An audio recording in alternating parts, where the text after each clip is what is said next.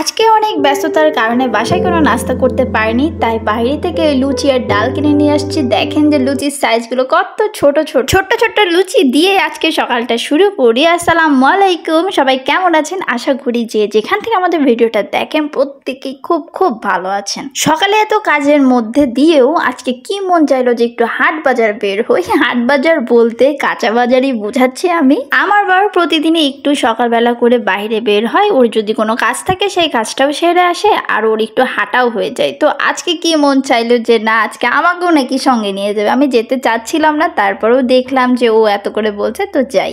রসুন কত করে?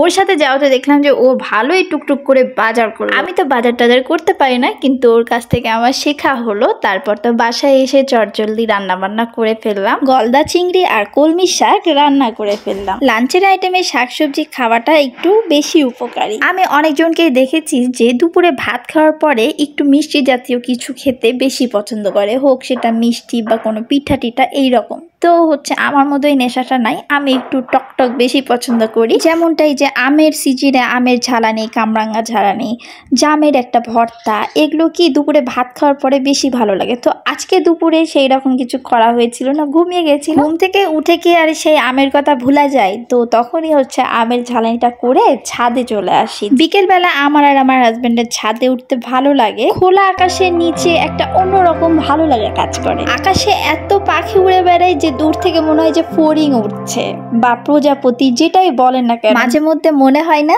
যে পাখিদেরকে দেখে যে পাখিরা উড়ে বেড়াচ্ছে, ইস আমাদেরও যদি পাখনা থাকতো, আমরা যদি উড়ে বেড়াতে পারতাম। বাট এটা আসলে আমাদের উচিত না। আল্লাহ তাআলা যতটুকু আমাদেরকে দিয়েছেন না কেন মানুষ হিসেবে একটা সৌন্দর্য, এইটাই আসলে আমাদেরকে শুকরিয়া আদায় করা দরকার। আমের তো টেস্ট বলে কোনো কথা নাই, আমের টেস্ট অসাধারণ, যেটা কাঁচা হোক আর পাকা হোক। তোমার জন্য লবণ এনেছি, প্লিজ 1 মিনিট। এই যে আগে ছোটবেলায় কি করতাম জানো, বড়ইয়ের ক্ষেত্রে এরকম করে হাত পাতা পড়ে যাবে, যে এই যে হাতে করে নিয়ে তারপরে এই যে নাও ডুবিয়ে ডুবিয়ে খাও লবণ। ডুবিয়ে খাওয়া যায়? আচ্ছা ওই যে কি বলে একটু লাগিয়ে ফেলে দাও। কি ফেলে দেবো? লবণ ফেলা লাগবে না, এরকম করে খেতে হয়। বড়ই খেতে খুব ভালো লাগে, এরকম হাতের তালাতে লবণ নিয়ে ডুবিয়ে না লাগিয়ে খেতে হয়। কিন্তু এটা বড়ই না, এটা আম। লবণ হাতে নিয়ে বড়ই খাওয়া, আম খাওয়ার এইরকম শৈশবকাল হয়তো অনেকেরই কেটেছে। সেই শৈশবকালের মুহূর্তটা আজকে আপনাদের সাথেও ভাগাভাগি করে ফেললাম। সেই লবণটা কিন্তু এখন হাতে নিয়ে খাওয়া যাবে, কিন্তু সে আগেকার মতো কি ফিলটা পাবেন?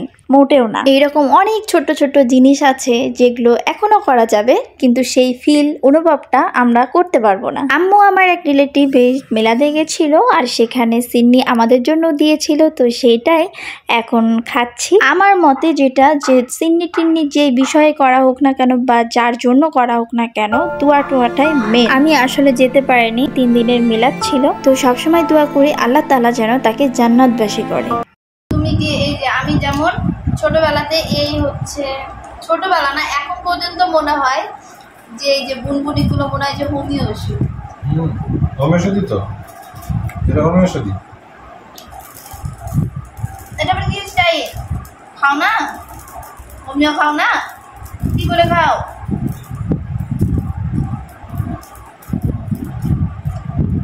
হোমিও খেতে হয়? অসুখ না হলে কি ওষুধ খেতে হয়?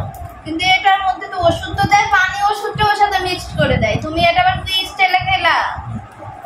খাও না? আর একটু খেতে হবে, টেস্ট লাগে, মজা লাগে। টেস্টটা মজা না?